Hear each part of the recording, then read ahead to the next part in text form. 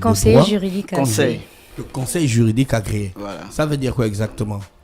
Le conseil juridique agréé est un professionnel juridique, au même titre que l'avocat ou le notaire, et dont les compétences sont même à cheval entre le notaire et l'avocat. Qui vous donne l'agrément, on dit quoi, l'agrément, hein? Oui, l'agrément. Qui vous donne l'agrément? C'est la tutelle, le garde des Sceaux.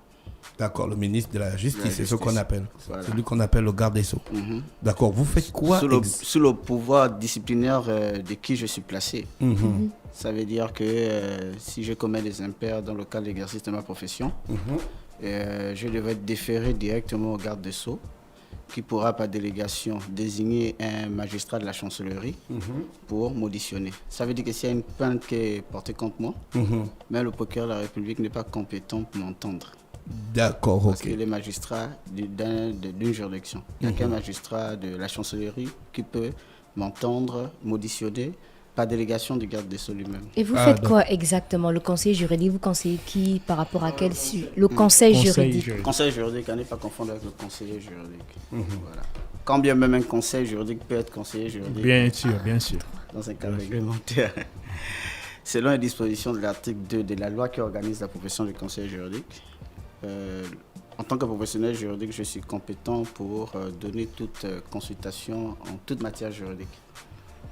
Que ce soit en matière sociale, en matière civile, en matière pénale, ouais. Voilà, justement. Matière financière. Effectivement, c'est très distendu. Et les conseils juridiques, c'est qui? C'est Ernst & Young, Deloitte, Price, et j'en passe. D'accord. Vous êtes situé où à Libreville? Je suis à Likwala. Vous avez des bureaux? Bien sûr. À l'avenue Pierre-Louis Agonjo-Kawe, donc entre la descente, juste en face de chez la Mama là, oui, je vois. La ruelle là qui va jusqu'au Carrefour Sni. Carrefour Sni, effectivement. D'accord. Donc il y a un immeuble R+2 là, qui jouxte à l'église dont la concession... C'est sur la voie principale, vous ne pouvez pas vous tromper. Dans la concession est mitoyenne à l'église Assemblée de Dieu. Voilà, exactement. Donc avant de me marier, je peux venir vers vous pour savoir quel régime choisir. Régime choisir, la forme du mariage, monogamie, polygamie, et les conséquences qui sont liées à... En fonction de ton statut, de ton profil. La majorité de vos clients viennent vous poser des questions sur quel sujet exactement? Quelles sont les principales préoccupations que vous rencontrez au quotidien? Je sais qu'il y a beaucoup, mais qu'est-ce qui revient de plus en plus? Le social, le foncier. Ouais, énormément. Voilà, sur les questions contractuelles, création d'entreprise, gestion, et voilà, pour l'essentiel, quoi. D'accord. Voilà. Beaucoup de foncier, beaucoup de social. Voilà. Quelles sont les erreurs que les gens font par rapport au foncier? Déjà contracté sans titre. Vous portez cessionnaire, c'est-à-dire l'acquéreur, parce qu'en fait, dans une transaction qui porte sur un bien immobilier, il faut beaucoup plus parler de cession plutôt que de vente. En fait, c'est un abus de langage quand on parle de vente. Voilà. Donc, c'est beaucoup plus la cession. Donc, quand vous portez cessionnaire, c'est-à-dire acquéreur, dans le cadre d'une vente, d'une cession de biens immobiliers, l'erreur que les gens commettent, c'est généralement de contracter alors que les titres qui leur sont... les titres qui conforteraient même la propriété du cédant n'existent pas. Voilà, n'existeraient pas ou encore seraient précaires. Voilà, ça leur demande parfois d'avoir à entreprendre une procédure périlleuse et généralement ils se rendent compte qu'en fait ils avaient contracté à leur risque et péril. C'est l'erreur qu'ils en commettent. dépit du fait qu'ils aient par exemple par la suite investi, parce que je vois souvent par exemple dans des zones qui ne sont pas encore fortement habité, une personne qui veut acquérir un terrain, on lui dit, bon, le vendeur lui dit, bon, je fais la transaction, mais qui est validée par le chef de quartier. Est-ce que le chef de quartier, par exemple, a compétence pour s'assurer que le terrain, évidemment, est bien la propriété du cesseur, du cédant, et, tu vois, non? Et donc, et si par la suite, malgré qu'il n'ait pas de titre foncier, parce que la plupart des terrains qui sont vendus, enfin, qui sont cédés, aujourd'hui, il n'y a pas de titre foncier. Est-ce que si par la suite, la personne bâtit une maison, par exemple, ou un bien immobilier dessus, quel est le risque pour lui? En principe, le titre qui conforte le mieux la propriété d'un bien immobilier, c'est le titre foncier. il est inattaquable, irrévocable et revêt un caractère définitif. Dès que vous l'avez, en principe, si même l'État, s'il faut que l'État vous exproprie, il faudrait que vous allouez une juste indemnité. Et à défaut, si vous n'avez pas un titre foncier, vous pouvez avoir un réquisitoire d'immatriculation. C'est une décision de justice qui est rendue par le président du tribunal. Parce que la procédure elle est à la fois administrative et judiciaire. Ah, voilà. D'accord. Maintenant, au pire des cas, puisqu'on fait aussi dans le social, hein, le droit à la propriété étant érigé au rang des principes constitutionnels, tout Gabonais devrait avoir un logement. Et à défaut d'avoir un titre foncier ou un réquisitoire d'immatriculation, pour vous prévaloir d'un arrêté vous attribuant une parcelle. Arrêté fixé par qui? Par l'autorité des régulations, l'ANUTTC. D'accord. Voilà, ce sont eux qui ont habilitation pour vous porter attributaire. Mais attributaire ne veut pas dire propriétaire. Oui. Voilà, c'est un titre provisoire. Et vous avez l'obligation de poursuivre la procédure jusqu'à l'obtention du titre qui conforte le titre définitif. Voilà. À côté de ça, on a également, c'est vrai que c'est maintenant que ça rentre en jeu, on a l'usucapion. C'est-à-dire L'usucapion, c'est la propriété, l'acquisition trentenaire que tu dois connaître d'afresh. Oui. C'est-à-dire lorsque vous êtes porté possesseur de bonne foi pendant une durée prescrite de 30 ans. Vous avez la prescription. Voilà, vous avez à peu près l'équivalent d'un titre de propriété. C'est ce qui s'est passé pour les locataires des maisons de l'ASNI, par exemple. Bon, là, c'est l'actualité, j'en suis pas au fait.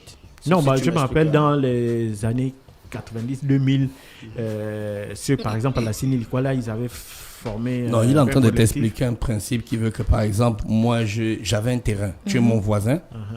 J'avais un terrain et puis j'ai voyagé. Je suis parti au Bénin. Toi, tu es venu. Je te dis que bon, je suis parti. Tu as vu, 10 ans, je ne suis pas revenu. 15 ans, je ne suis pas revenu. Tu te dis, bon, je vais commencer à débousser le terrain. 20 ans, je ne suis pas revenu. Tu as mis une maison, tu as mis des locataires. 30 ans, je ne suis pas revenu. Ben, tu as commencé à prendre l'argent des locataires et puis t'occuper de toi-même, entretenir le terrain. Tu as une prescription. Ça veut dire qu'au bout de 30 ans, je ne peux plus. Je peux réclamer ce terrain-là. Voilà. Il va se constituer comme propriétaire du terrain. Et là, pour récupérer ça, il faut une procédure juridique. Mais je ne sais même pas si la loi va valider. Même s'il avait les papiers Même si tu as les papiers. Mon terrain. Mais tu as vu le film qui est sur Netflix, c'est ça. Là où on dit au gars là que tu ne veux plus rentrer chez toi.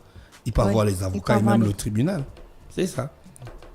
Donc, Gilles, avec toi, oui. Sauf à établir que le gars était de mauvaise foi. Voilà. Parce que non seulement il y a le critère qui tient sur la durée, mais il y a aussi la bonne foi. La bonne foi.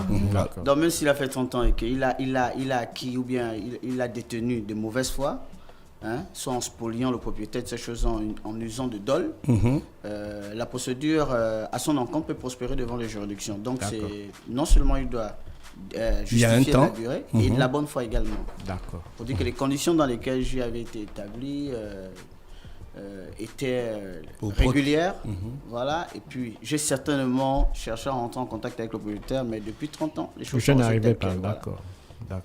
Là, c'est conditions cumulatives en fait. 30 ans, c'est long. C'est long, justement. Gilles, donc avec toi, on va parler des questions de droit souvent, de temps en temps dans cette émission. Ça dépendra des thèmes ou bien de l'actualité, ou bien de ce que tu vas nous proposer, c'est ça en fait. Ouais, mais c'est vous qui connaissez mieux votre public. Mais c'est toi qui es au contact, aussi des... Ben, si les auditeurs nous entendent, ils auront la possibilité. Non, c'est-à-dire qu'ils sont intéressés, qui ont peut-être des problèmes, des interrogations en matière juridique. Non pas qu'on va trouver la solution à leurs problèmes, non. Voilà, mais on va essayer de les éclairer ou éclairer l'opinion publique sur certaines problématiques juridiques. Et en matière sociale, qu'est-ce qui revient le plus souvent? Licenciement, démission forcée. Voilà. J'aime bien la démission forcée. Parfois, tu donnes de tourner aux employeurs qui poussent... Ah non, je ne devrais même pas en parler ici. C'est toi qui es employeur. Et sur le plan familial? Sur le plan familial, j'ai déjà reçu des divorces. Il y a des problèmes d'héritage aussi, de succession? Succession, ouais.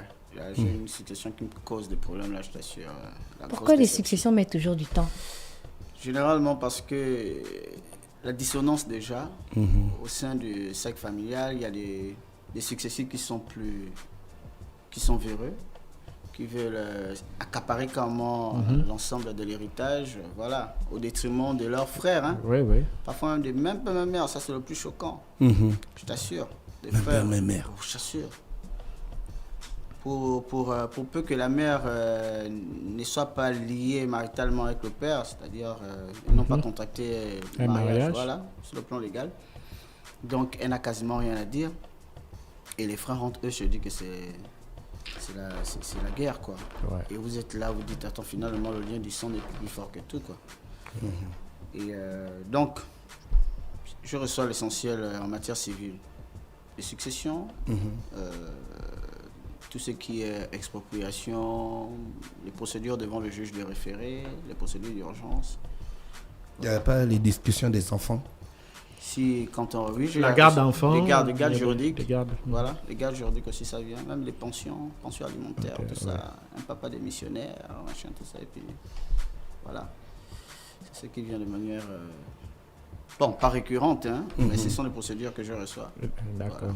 Le cabinet existe depuis combien de temps? On appelle ça un cabinet, non? Oui. Je préfère dire bureau d'études juridiques et d'affaires. Ça existe depuis combien de temps? Depuis juin 2017.